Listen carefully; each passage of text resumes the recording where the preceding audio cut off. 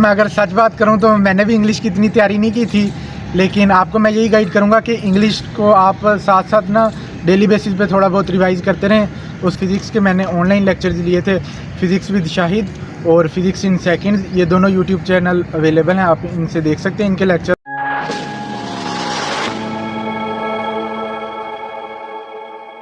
Assalamu alaikum, my name is Mohammad Numan Farid. I am first year MBBS student at Sahiwal Medical College. In this video I will share my MDCAT experience with you guys.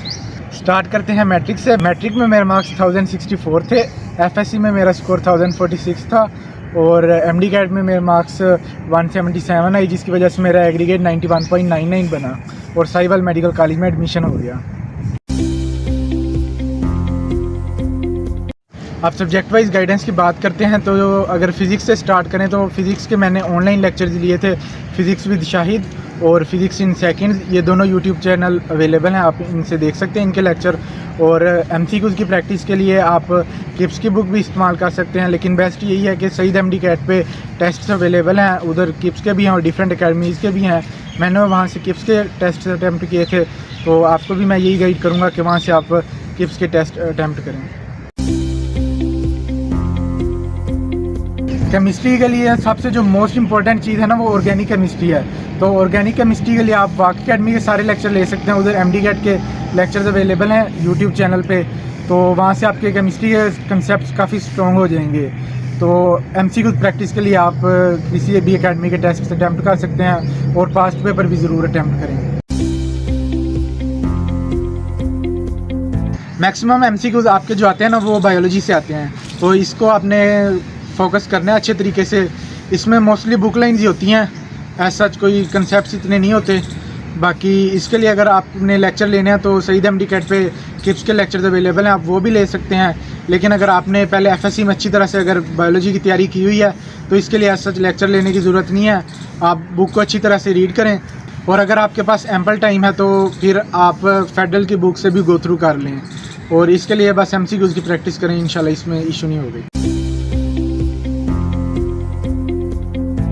अगर English की बात करें तो मैं अगर सच बात करूं तो मैंने भी इंग्लिश की इतनी तैयारी नहीं की थी, लेकिन आपको मैं यही गाइड करूंगा कि इंग्लिश को आप साथ साथ ना डेली बेसिस पे थोड़ा बहुत रिवाइज़ करते रहें। उसके जो मोस्ट इंपॉर्टेंट टॉपिक्स होते हैं वही ग्रामर के टॉपिक्स होते हैं, उनको आप अच्छी तरह से रिवाइज़ करें। और बाकी वो कैब थोड़ी टफ़ होती है, लेकिन उससे जो MDCAT का पेपर होता है उसमें इतनी टफ़ वो कैब नहीं आती, तो उसको भी आपने थोड़ा थोड़ा ना साथ रखना है। और लॉजिकल रीजनिंग के लिए यही है कि किप्स की प्रैक्टिस बुक है, उससे आप प्रैक्टिस करते रहें।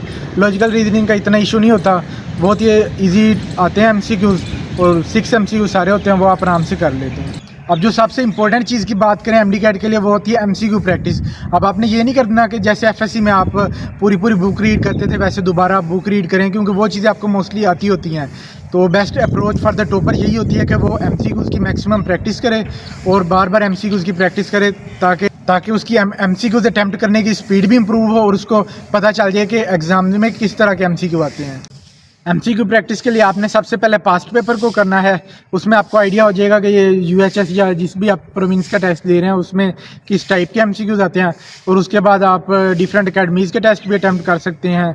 तो बेस्ट जो मैं आपको गाइड करूंगा वो यही है कि आप किप्स के टेस्ट अटैम्प्ट करें, वो सईद MDCAT के ऊपर अवेलेबल हैं फ्री में, तो आप वहाँ से वो आराम से अटैम्प्ट कर सकते हैं। और एक और चीज़ कि आपको अपने ऊपर और अपनी तैयारी के ऊपर पूरा यकीन होना चाहिए।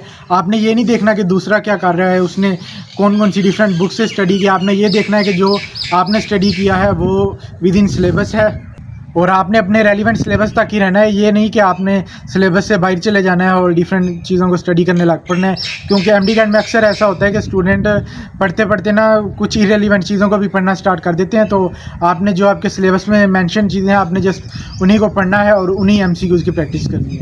इन द एंड आपके लिए यही है कि आप भी मेहनत करें और इंशाल्लाह अल्लाह आपको ज़रूर रिवार्ड देगा, क्योंकि मेहनत का फल मिलता ही मिलता है। तो जस्ट मेहनत करें और इंशाल्लाह अपने ऊपर भरोसा रखें, इंशाल्लाह बेस्ट होगा। That's all from my side, thank you.